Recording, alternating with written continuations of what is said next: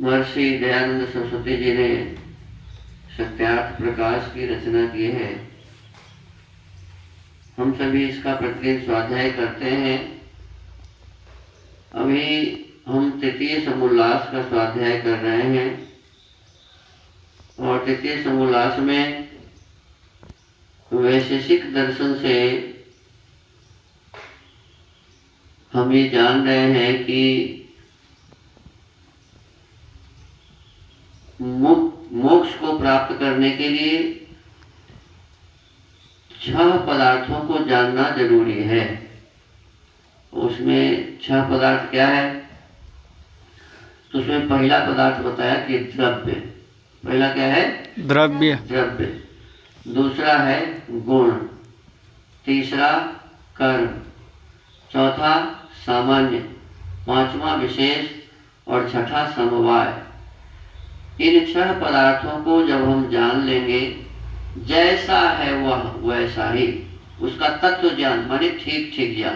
तत्व ज्ञान माने ठीक ठीक ज्ञान। इन 6 पदार्थों के तत्व ज्ञान से अर्थात उसका जो सत्य स्वरूप है, उस रूप के ज्ञान से निःश्रेयसम अर्थात मोक्ष की प्राप्ति होगी। अब उसमें बताया गया कि द्रव्य जो है, उस द्रव्य में पहला है पृथ्वी। पहला क्या है?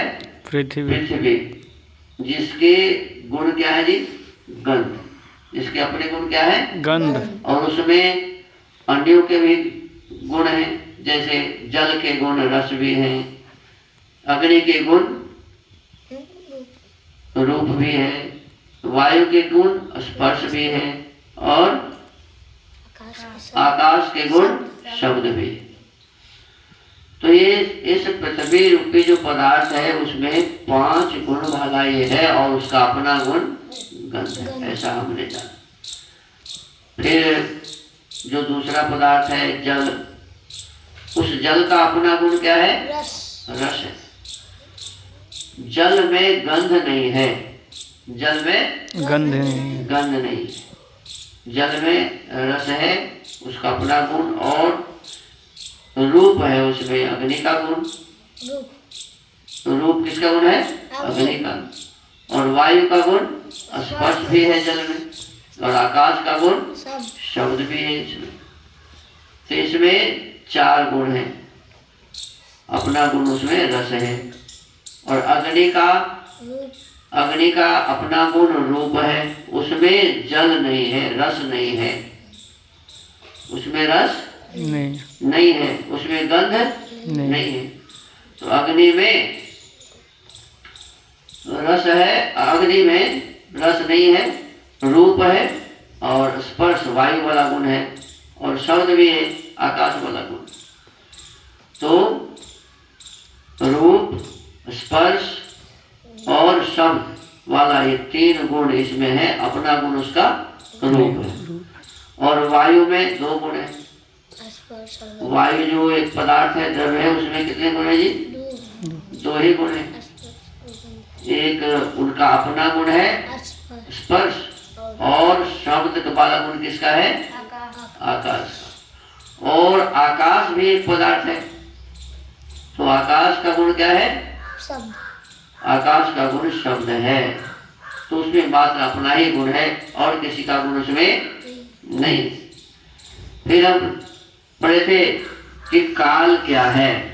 क्या पढ़े थे? काल क्या है। काल क्या है? तो काल भी एक द्रव्य है। तो काल के संबंध में इसमें बताया गया था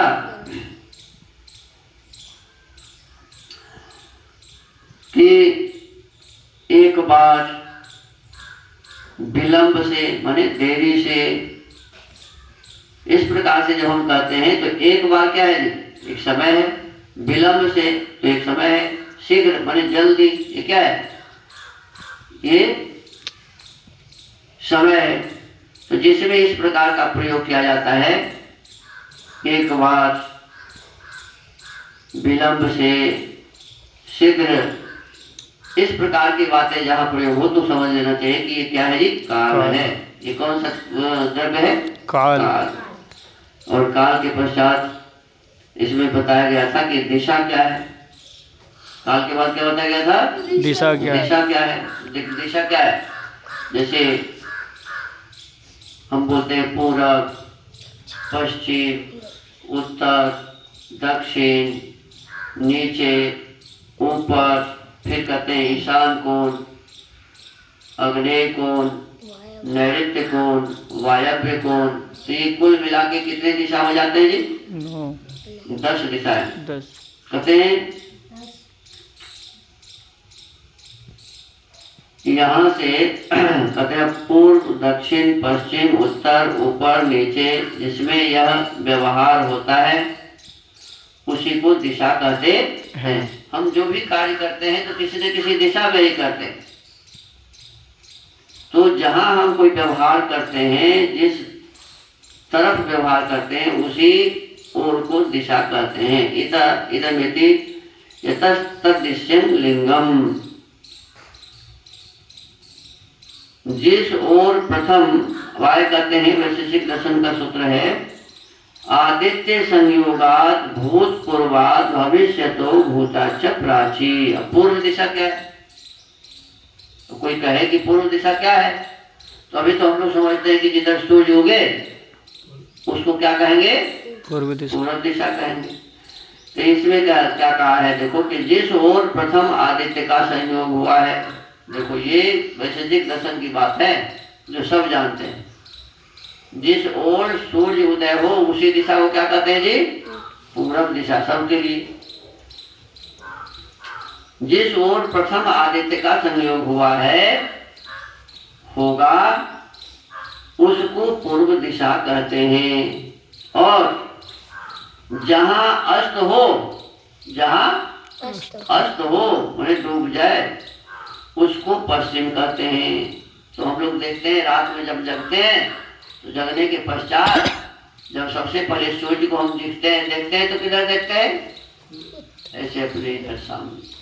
तो इसीलिए इस दिशा को क्या बोलेंगे? पूर्व। और सायंकाल जब होता है तो सूर्य कहाँ देखते हैं? पीछे। पहले जैसे हम खड़े थे सूर्य की तरफ, अब पीठ की तरफ हो जाकर के अस्त होता। तो उस दिशा को क्या कहेंगे जी? पश्चिम। पश्चिम कहेंगे। जिस ओर प्रथम आदित्य का संयोग हुआ है होगा उसको पूर्व दिशा कहते हैं, और जहाँ अस्त हो उसको पश्चिम कहते हैं। अब पूर्वाभिमुख मनुष्य के दाहिनी ओर दक्षिण, हम पूर्व तरफ सूर्य जिधर से उग रहा है उधर खड़े, तो दाहिना जिधर है वो हो गया क्या? दक्षिण। माने हमारा दक्षिण हाथ जो है ना, दाहिने हाथ की तरफ में जो दिशा है वो हो गया दक्षिण। और बाएं हाथ की तरफ जो दिशा होगा वो क्या हो जाएगा? उत्तर दिशा हो जाएगा। माने सूर्य से ही होता है। जिधर सूर्य उग रहा है, प्रथम दर्शन हो रहा है, वो दिशा पूरब।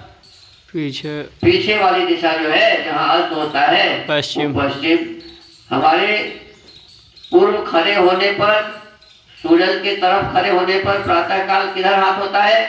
राइट। जिधर होता है दाहिना हाथ वो हो गया दक्षिण। और बायां हाथ जिधर होता है वो हो गया उत्तर। पूर्वाभिमुख मनुष्य के दाहिनी ओर दक्षिण और बाईं ओर उत्तर दिशा कहती है। अभी आगे कहते हैं कि एतेन दिगंतरालानि व्याख्यातानि, इससे पूर्व दक्षिण के बीच की दिशा को आग्नेयी, पूर्व और दक्षिण की दिशा को क्या कहेंगे? आग्नेयी। दक्षिण पश्चिम के बीच को कहेंगे नैऋत्य। क्या कहेंगे? नैऋत्य। पश्चिम उत्तर के बीच को कहेंगे वायव्य। पश्चिम और उत्तर के बीच को क्या कहेंगे? वायव्य। और उत्तर पूर्व के बीच को ऐशानी दिशा कहेंगे। ईशान बोलते हैं ना, तो उसी ऐशानी यहाँ लिखा है, ऐशानी दिशा कहते हैं। इस प्रकार से 4 दिशा तो हो गया, पूर्व, पश्चिम, दक्षिण और उत्तर। और 4 क्या हो गया? आग्नेय कोण, नैऋत्य कोण, वायव्य कोण और ईशान कोण। तो 4 कितने हो गए? 8 हो गए। और ऊपर और नीचे को भी दिशा कहा जाता है। ऊपर को भी दिशा कहा जाता है और नीचे भी दिशा होता है। तो कुल मिला के कितने हो गए? 10 दिशाएं इसीलिए कहते हैं। अब आज के स्वाध्याय के क्रम को यही विराम देते हैं। ओम।